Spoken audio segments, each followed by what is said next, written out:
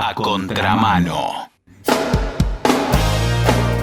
La Cámara Contencioso Administrativa Federal admitió un amparo colectivo que obliga al Estado Nacional a borrar toda la base de datos de la aplicación Cuidar, esa que se utilizaba en la pandemia. Esta acción en realidad fue iniciada por el Observatorio del Derecho Informático Argentino, ODIA, y a nosotros nos interesa saber mucho, todos los detalles y, bueno, las implicancias, ni hablar.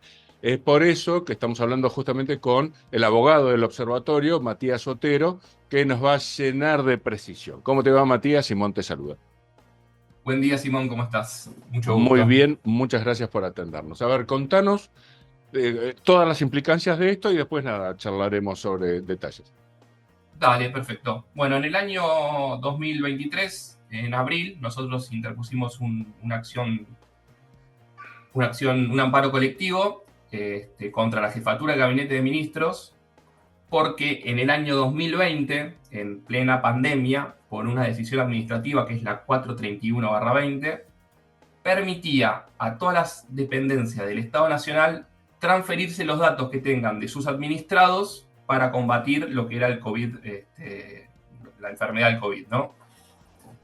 Esta decisión administrativa, lo que nosotros cuestionamos es que en la actualidad sigue vigente. Es decir, el marco fáctico en el cual nosotros nos encontramos ahora difiere muchísimo del marco fáctico en el cual estamos en abril del año 2020, por lo cual nosotros solicitamos en primera instancia que se declare inconstitucionalidad esta decisión administrativa, porque ya carecía de sentido que siga existiendo y que se sigan transfiriendo datos a las dependencias del Estado Nacional o que sigan teniendo la posibilidad de transferirse datos para combatir una enfermedad que ya está, que ya no es lo que era antes. Y al mismo tiempo solicitamos que se declare inconstitucional el artículo 5, inciso 2, apartado B, de la ley 25.326, que es la ley de protección de datos personales, porque no restringe ese artículo la posibilidad de la cesión de datos entre dependencias del Estado a una situación concreta, sino que le da amplias facultades para poder transferirse esos datos entre sí. Esto en primera instancia fue rechazado. Lo que argumentó la jueza, sin entrar a analizar las cuestiones de fondo, declaró que la vía elegida por nosotros, que fue el amparo colectivo, no era la vía idónea, que se tendría que haber realizado otra acción, como puede ser quizás la acción de habeas data. Eso se basó en un dictamen del fiscal, que siempre se transfiere al fiscal del Ministerio Público esto para que dictamine. Y bueno, el fiscal le dio esa herramienta a la jueza para poder dictaminar y dictaminó de esa manera. Nosotros, en virtud de eso, presentamos una acción para ir a la Cámara. Y bueno, la Cámara trató la cuestión de fondo, o sea, nos dio lugar a la acción que nosotros presentamos, que es la apelación, nos dio lugar, y cuando se puso a analizar la cuestión de fondo, nos dio la razón en parte a nosotros y ordenó que se borren todos los datos que se fueron almacenando por la aplicación, específicamente la aplicación Cuidar, que fue la que se utilizó en medio de la pandemia para poder hacer cualquier tipo de actividad o sea, hasta para salir a la calle nos pedían que tengamos la acción Cuidar para tener el permiso para poder salir a la calle. Sucintamente eso fue lo que presentamos y cómo está la cuestión ahora. Y, a ver, ¿el Estado está obligado a borrar esa información? ¿Ya la borró? ¿Cómo está la situación? El Estado, durante el recorrido del proceso judicial, borró parte de la información, porque ya entendían que justamente no cumplía tener esa información guardada a los fines que perseguía la decisión administrativa, pero no terminó de borrar la totalidad de los datos. Lo que ordena el fallo de Cámara es que tiene que borrar todos los datos y previo a eso tiene que informar qué métodos va a utilizar para que justamente se destruyan esos datos y no puedan volver a ser reutilizados. Al mismo tiempo, lo que nosotros estamos solicitando y que está en un incidente que todavía no está resuelto es que cese la transferencia de datos entre los organismos del Estado en virtud de esta decisión administrativa que habla de una situación fáctica que ya no ocurre en nuestro país, que es en plena pandemia, que necesitábamos tener información sobre lo que nos estaba sucediendo y poder establecer las mejores medidas sanitarias para que no nos enfermemos. Bueno, esto ya no ocurre o no está del mismo modo que se presentó en el año 2020. Primero que nosotros filosóficamente estamos de acuerdo con ustedes a priori, ¿no? Pero digo, desconocemos exactamente de qué información hablamos, cuál era esa información que constaba en esa aplicación Cuidar. A ver, a ciencia cierta nadie la puede saber, salvo los que proporcionaron esa información. Pero, en primer lugar, cualquier dato que Vacunas. ¿Quién se vacunó? claro, ¿Quién no se vacunó? ¿Cuántas veces? Me imagino. entre otra información, porque lo que permite esta decisión administrativa es que cualquier dato que tenga la administración pública que considere esa dependencia que puede servir para combatir lo que fue el COVID en el año 2020 se tenía que transferir. Entonces, no sabemos nosotros con total certeza qué información obraba o qué información obra en esa base de datos.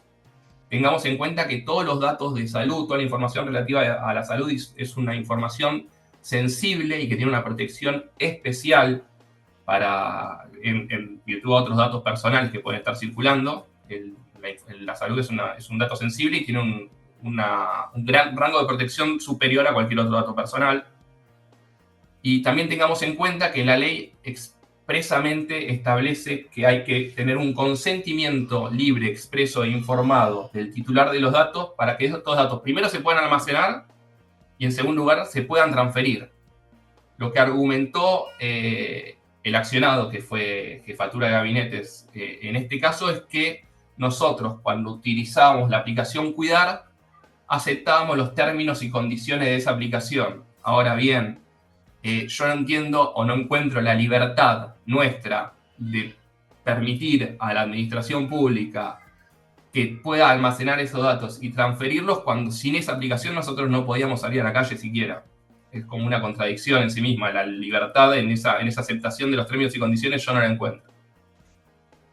Muy claro. Sí, bueno, fueron tiempos en los que las libertades individuales estaban en problemas, ¿verdad? Pero sí, es un buen punto el tuyo.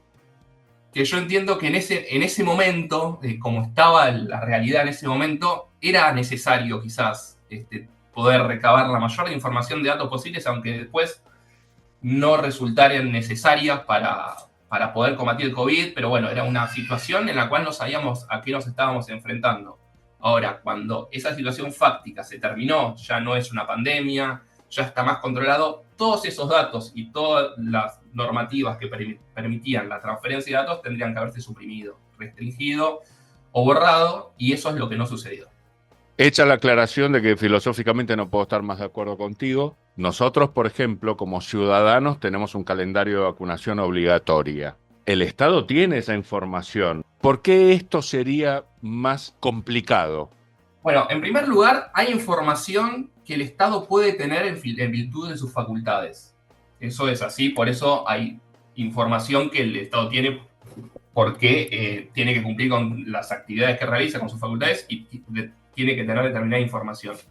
Ahora, lo que nosotros cuestionamos, en primer lugar, es esta transferencia de datos entre todas las dependencias del Estado, porque no toda dependencia tiene información mía que corresponde a la actividad que ella realiza en virtud de esta transferencia de datos. Y en segundo lugar, no sabemos qué datos fueron transferidos. No tenemos a ciencia cierta qué tipo de datos se nos fueron transfiriendo y qué datos siguen almacenados en esa base de datos. Eso es lo que... primero hay un principio que se llama lo que es la autodeterminación informativa, que le permite al usuario, al titular de los datos, decidir, de cierta manera, qué datos ese titular quiere que se encuentren circulando por la base de datos que haya existentes tanto en las administraciones públicas como en el ámbito privado.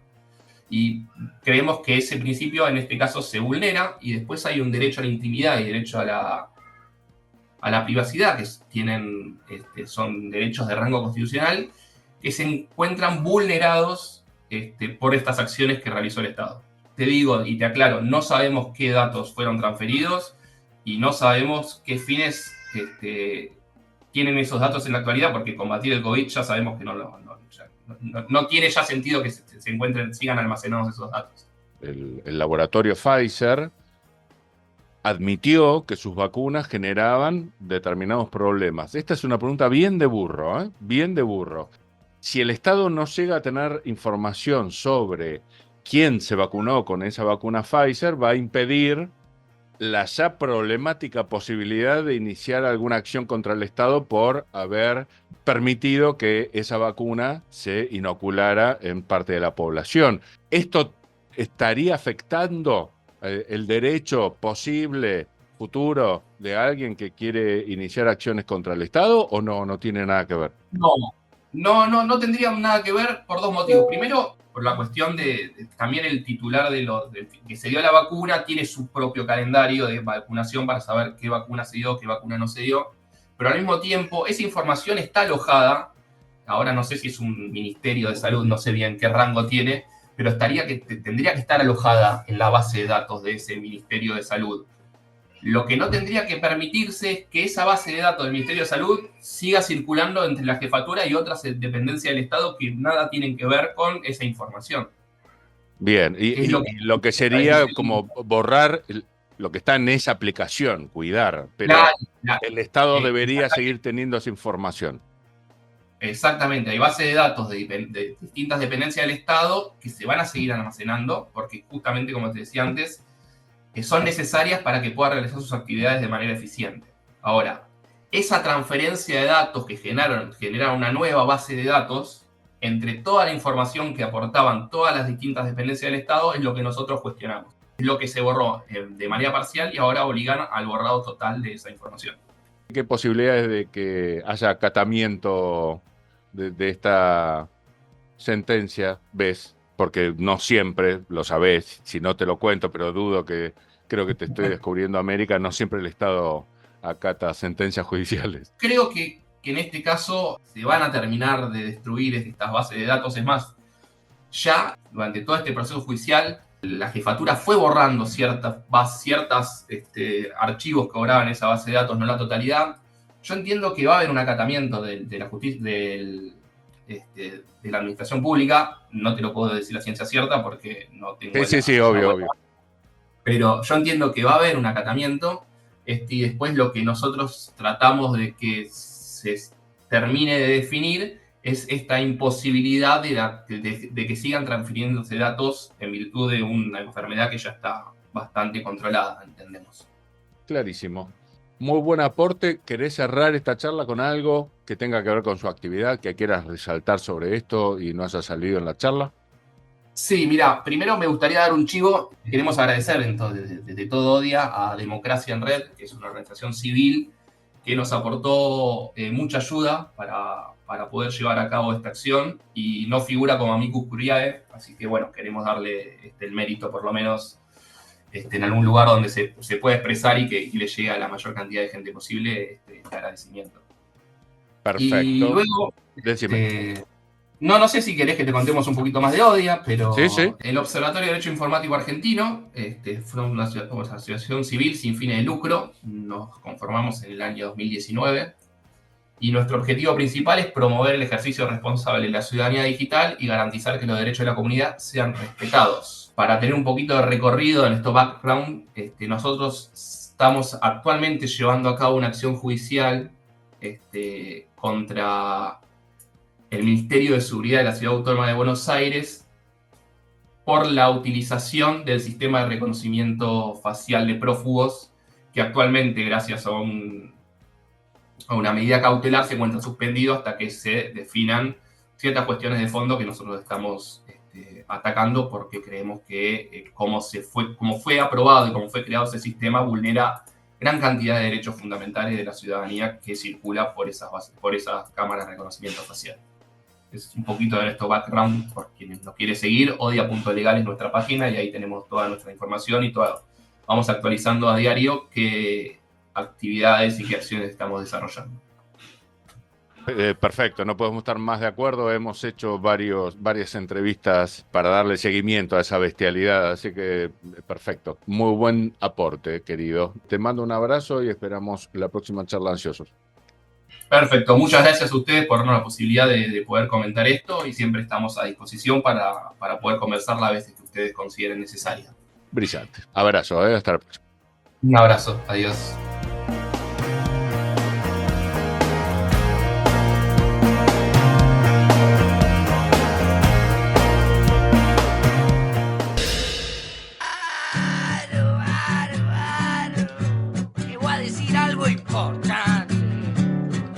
Es importante. Primordial, muy necesario. Escuchá a Contramano. Hablamos de cosas re importantes. A Contramano.